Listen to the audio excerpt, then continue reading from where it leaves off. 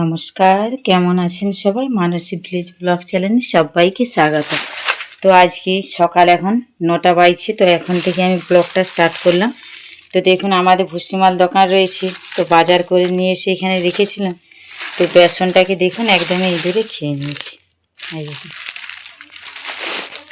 এই দেখুন এখানটাতে। তো এটাকে এখন গোছ করে নেব। দেখুন কত ফেলেছি। আর এইদিকে দেখাচ্ছি, দেখুন আমার ছেলে দিকে বেসনগুলো সবগুলো ঢেলে নেবো। আর এইদিকে দেখুন ছেলে খাচ্ছে, পিঠে খাচ্ছে। কালকে রাত্রিতে তালের গুলগুলা বানিয়েছিলাম, ছেলে খাচ্ছে। বাবু দেখাও তো কি খাচ্ছ সোনা, টাটা। পিঠেগুলো দেখাও, পাটিতে আছে দেখাও, হাত দিয়ে দেখাও। ডান হাতে করে দেখাতে হয়, ওটাতে না। নিয়ে দেখাও, দেখা এরকম করে খুলে দেখা, বাটিটা ধরে দেখাও, বাটিটা। খাও খাও, খেন খেন। তো দেখুন ওইদিকে ও গুলগুলা খাচ্ছে তালের। তো আমি ওইদিকে বেসনগুলো আরগুলো পরিষ্কার করে নিই। তারপরে আজকে কি কি রান্না করব, সারাদিনে খাওয়া দাওয়া সবটুকু আপনাদের সঙ্গে শেয়ার করব। চলুন তাহলে বেসন ময়দা ওইগুলো ডিবোতে গুঁড়িয়ে দোকানে দিয়ে আসি। তো আমি গোছ করছিলাম, আমার বড় মশাই এসে একটু সহযোগিতা করে দিল। এই যে গোছ হচ্ছে। চলুন তাহলে আজকে যা কিছু হবে সবটুকুই আপনাদের সঙ্গে শেয়ার করব। আর এইদিকে দেখুন আমার ছেলে করে উঠে গেছে। আরে ভাই ওই যে কান্নাকাটি করলে এইদিকে দেখো, এই যে এদিকে আমি গোছ করছিলাম, উঠে গেল, খাওয়া দাওয়া সেরে নিয়ে। এই যে আজকের দুপুরে কি কি মেনু হবে দেখুন, দেখাই দেখুন। এখানে একদমই ঠেকা ভর্তি, একদমই শুশনি শাক রয়েছে টাটকা একদমই। আর এখানে রয়েছে ঝিঙে আলু, কুলখে শাক, কুঁদরি, এখানে রয়েছে গুগলি, আর এখানে রয়েছে চিংড়ি মাছ আর রুই মাছের পেটি আর চাকা। তো দেখুন আজকে গুগলি দিয়ে, ঝিঙে দিয়ে, কুলকে শাক দিয়ে ঝোল হবে, কুঁদরি ভাজা হবে, চিংড়ি মাছের ঝাল হবে, আর শাক ভাজা হবে। আজকে এই একদমই দুপুরের জমজমাট রেসিপি। তো চলুন আমি এবারে রান্না সেরে নিই। তো যতটুকু পারবো দেখাবার চেষ্টা করব। আজকে গ্যাসে রান্না করছি না, উনানে করছি। তাই আজকে প্রথমে আগে শাকটা ভেজে নেব। শাকটা দিয়ে দিলাম। আর শাকটা একদমই পুরো এক ঝুড়ি, খেতে যা লাগবে না রসুন দিয়ে।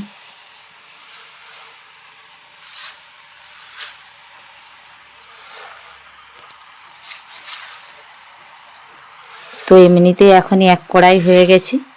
তো এই শাকটা একটু গলে যাক, গলে গেলে তারপরে এই যে ঝুড়িতে রয়েছে এই শাকটাও দিয়ে দেবো।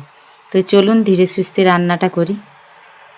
তো তো দেখুন আপনারা সবাই শাকটা কতটা ছিল, কতটুকু হয়ে গেল।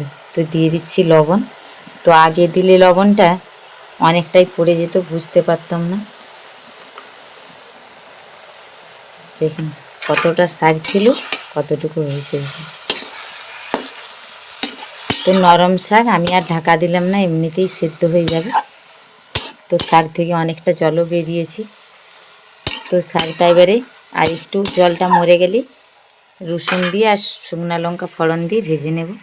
সবারই প্রথমে আজকে কিন্তু শাকটাই ভাজলাম, কারণ অনেকগুলো মেনু তো। তারপরে কুঁদরিটাও ভেজে নেব। কুঁদরিগুলোকেও আগে সেদ্ধ করে নিয়েছিলাম, ওইদিকে তেল দিয়ে দিয়েছিলাম। এই যে এবারে দিয়ে দেবো।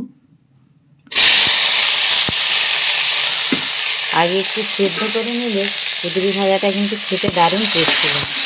অনেকেই আছেন যে তেলেই ভাজে, এইভাবে একবার বানিয়ে খেয়ে দেখবেন, কুঁদরি ভাজার কিন্তু অসাধারণ টেস্টি লাগে। তো এবারে ভালো করে ভেজে নেব।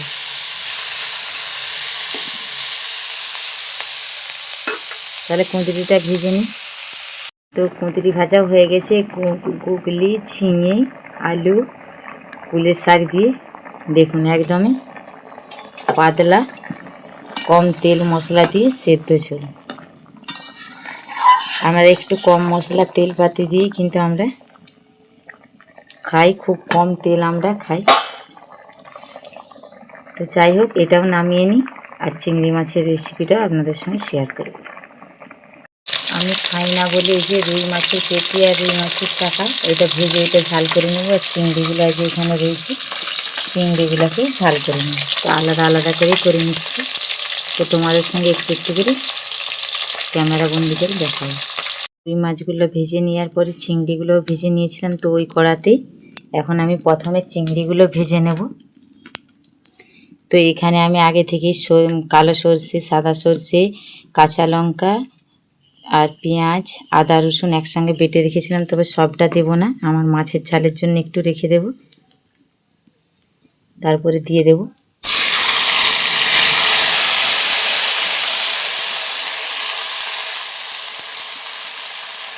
তো দিয়ে দিলাম। এটাকে আমি একটু ভালো করে বেশ সুন্দর 5 মিনিটের মতন ভেজে নেব। তারপরে এতে টমেটো আর হলুদ গুঁড়া আর একটু সামান্য লাল লঙ্কার গুঁড়ো দেব। এতে করে কিন্তু এই মাছের যে কোনো মাছই রান্না করলে খেতে কিন্তু দ্বিগুণ স্বাদ বেড়ে যায়। তো ভালো করে এই মশলাগুলোকে সব একসঙ্গে ভেজে নিয়েছি আর অনেকটাই রঙটাও কিন্তু চেঞ্জ হয়ে গেছে। তো এবারে এতে দিয়ে দেবো টমেটোর কুচি, দিয়ে দিচ্ছি টমেটোর কুচি আর দিয়ে দেবো হলুদের গুঁড়ো। খুব বেশি একটু হলুদ দেবো না, অল্প দেবো। আর একটু দিয়ে দেবো সামান্য করে লঙ্কার গুঁড়ো। তো আবারও সব একসঙ্গে ভালো করে মিশিয়ে নেব। এবারে দিয়ে দেবো এতে জল। তো দেখুন দিয়ে দেবো এতে জল,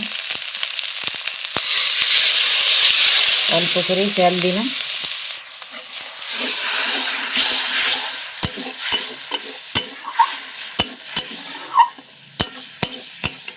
জল টল সব কিছু দেওয়ার পরে এবারে ভালো করে মশলাটা কষতে দেবো। আর সবারই শেষে দিয়ে দেবো লবণ।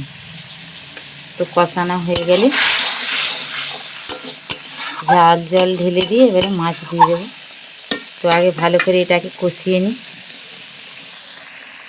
তবে ভালো করে মশলাটা প্রায় কষিয়ে নিয়েছি, মশলা থেকে তেলে ছেড়ে গেছে। এবারে দিয়ে দেবো জল। আর কালারটাও কি দারুণ এসছে।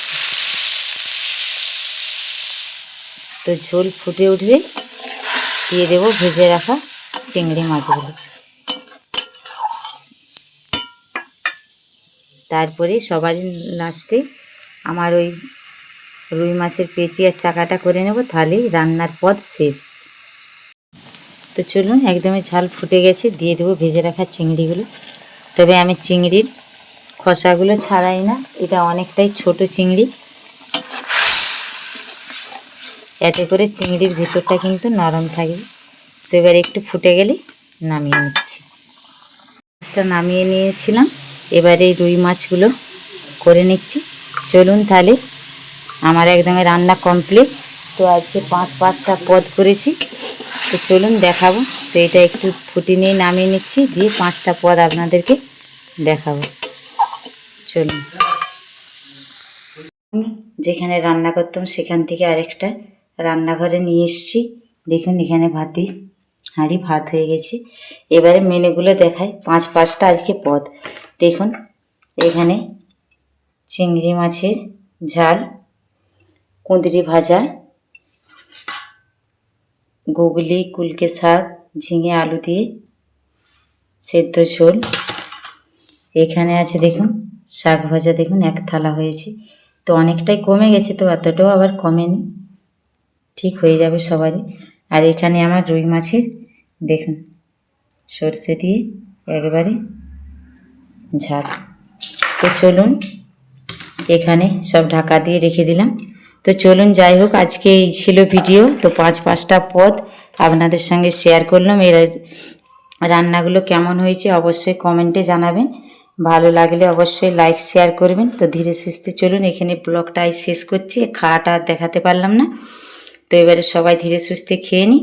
আপনারা ভালো থাকবেন, সুস্থ থাকবেন, সাবধানে থাকবেন। আর ব্লগটা কেমন লাগলো অবশ্যই আমাকে কমেন্টের মাধ্যমে জানাবেন। আপনারা ভালো থাকবেন, সুস্থ থাকবেন।